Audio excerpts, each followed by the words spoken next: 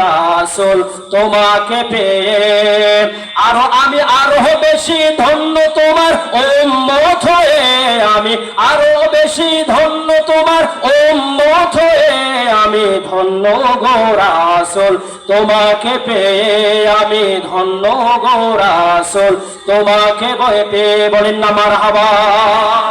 আল্লাহ নবী বলেন, চাচা আমাকে যখন মক্কা শহরে মক্কা নগরে প্রশ্ন করেছিল আকাশের চাঁদ যদি দ্বিখণ্ড করতে পারো তোমার হাতে বায়াত হয়ে আমি মুসলমান হব।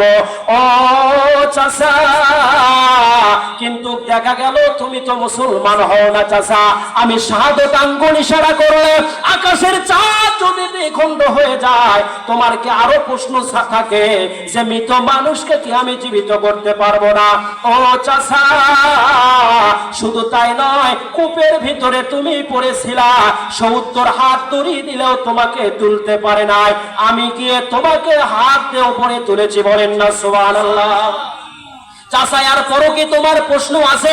বলে ভাতিজা আমার প্রশ্ন তো এটা নয়, এই প্রশ্ন হচ্ছে 200 খ্রিস্টানের প্রশ্ন। আচ্ছা আপনারাই বলেন এটা খ্রিস্টানদের প্রশ্ন না আবু জেহেলের প্রশ্ন? আবু জেহেলের প্রশ্ন। আমার বাবাজিরা দিলের কান লাগায় আপনাদের সুন্দরভাবে শুনতে হবে। দেখেন আবু জেহেল নবীজির চাচা হওয়ার পরেও কিন্তু তার হেদায়েত নসিব হয় না। আজকে কোরআনের আলোচনা শোনার পর অনেক মানুষ হেদায়েত হয় না, কারণটা কি? ওরাই হচ্ছে আবু জেহেলের বংশধর। কথা ঠিক আছে কিনা? ওরাই হচ্ছে ইহুদের বংশধর, নাসারার বংশধর, বৌদ্ধ খ্রিস্টানদের বংশধর। ওরাই যারা নবীজির কথা শোনার পরও তাসির আসে না, নবীজির কথা শোনার পরও নবীজির আদর্শে চলে না। আমার বন্ধুগণ, আমার বাবাজিরা দিলের কান লাগায়া শুনতে হবে। এইবার নবীজি 2 চোখের পানি ছেড়ে দিলেন। আমার চাচা কোথায় গিয়ে কোন কবর থেকে মৃত মানুষকে জীবিত করতে হবে আমাকে বলতে হবে। এইবার আবু জেহেল বড় খুশি হয়ে গেলেন, এমন কবরের পাশে নিয়ে যাব যে কবরের ভিতরে মানুষের হাড্ডি গোস্ত কোনো কিছুই নাই, মাটির সঙ্গে মিশে গেছে। বাটপারের যে চিন্তা সেটাই তার ভিতরে চিন্তা হয়ে গেছে। আমার বাবাজিরা, আচ্ছা আপনারাই ইমানে দায়িত্ব নিয়ে কথা বলেন, আল্লাহর নবী কি মৃত মানুষকে জীবিত করতে পারে কিনা? জোরে বলেন পারে কিনা? যে নবী ইশারা করলে আকাশের চাঁদ দ্বিখণ্ড হয়ে যায়, ওই নবীজি কবর থেকে মৃত মানুষকে জীবিত করা ওই নবীজির জন্য বড় কোনো চ্যালেঞ্জ নয়। কথা ঠিক আছে কিনা?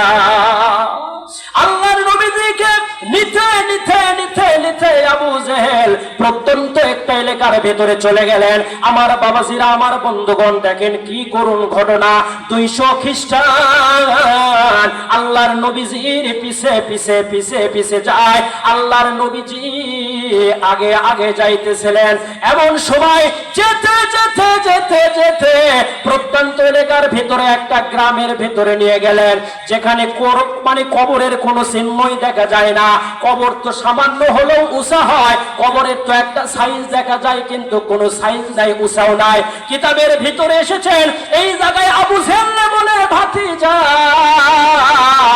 এই জায়গায় একটা কবর আছে, তুমি যদি নবী হও এই কবর থেকে একটা মৃত মানুষকে জীবিত করে দেখাও। বলেন না সুবহানাল্লাহ। তুমি যদি নবী হও। আল্লাহর নবী বললেন, চাচা এরপরও যদি লাগালে কেন? তুমি আকাশের চন্দ্র যদি দ্বিখণ্ড করতে পারি আবু জেহেল, তারপরও কেন তুমি এই কথা বললে আমাকে? দেখো দেখো দেখো। আবু জেহেল বলে, ভাতিজা কোনো কথা চলবে না, এখানে কোনো কথা নয়। এই কবর থেকে মৃত মানুষকে যদি তুমি জীবিত করতে পারো, আমি সহ 200 খ্রিস্টান তোমার হাতে হাত দিয়ে আমরা মুসলমান হয়ে যাব। বলেন না সুবহানাল্লাহ। আবু জেহেল কি মুসলমান হবে? আপনাদের মনে কি হবে? কখনো সম্ভব নয়। আমার বাবাজিরা, আমার বন্ধুগণ, আল্লাহর নবীজি এইবার কবরের পাশে দাঁড়িয়ে বলেন, হে কবরবাসী, কে গো তুমি কবরের ভিতরে শুয়ে আছো? আমি দয়াল নবী, মায়ার নবী, নূর নবী তোমাকে ডাকতেছি, তুমি জীবিত হয়ে আমাদের সামনে দাঁড়িয়ে যাও। বলেন না আল্লাহু আকবার। আমার বাবাজিরা দেখেন, আল্লাহর নবীজির যে এই মাত্র কথা বলেছেন, কবর থেকে বিশাল আকৃতি সেই মুসা আলাইহিস সালামের সময়ের একটা জামানার একটা মানুষ, তিনি কবর থেকে দাঁড়িয়ে গেছে। বলেন না সুবহানাল্লাহ। আবু জেহেল এবার চিন্তা করে, হায় রে হায়, যেখানে কবর চিহ্নই নাই, কবর আছে কিনা আর কোনো এখানে নিশ্চয়তা নাই, গ্যারান্টি নাই, ওয়ারেন্টি নাই। অথচ এই মাটি থেকে আল্লাহর নবী যে নবী আমার ভাতিজা কেমন করে মৃত মানুষকে জীবিত করলো। আমার বাবাজিরা মনে মন দিয়ে শুনতে হবে আমাদেরকে কোরআনের তাফসীর গুলো। এমন সময় আল্লাহর নবীজি এই দৃশ্য সাহাবীরা তিনারাও বর্ণনা করেছেন। আমার বাবাজিরা কিতাবের ভিতরে এসেছেন। এইবার 200 খ্রিস্টান অবাক হয়ে গেলেন, সেই ব্যক্তি কবর থেকে জীবিত হয়ে গেছে। এই যে ব্যক্তি কবর থেকে জীবিত হয়ে গেছে, এর গলার ভিতরে ছিল একটা তবলা। কি ছিল? তবলা। গলার ভিতরে ছিল একটা তবলা, যেটাকে বাড়িতে বাড়িতে গান বাজনা শোনে। গলার ভিতরে এরকম একটা আগুনের তবলা ছিল, হাতের ভিতরে নোয়ার শিকল, পায়ের ভিতরে নোয়ার শিকল, গোটা আগুন, গোটা শরীরে আগুন জ্বলতেছিলেন। আমার বাবাজিরা আল্লাহর নবীজি দেখে চোখের পানি ছেড়ে দিলেন।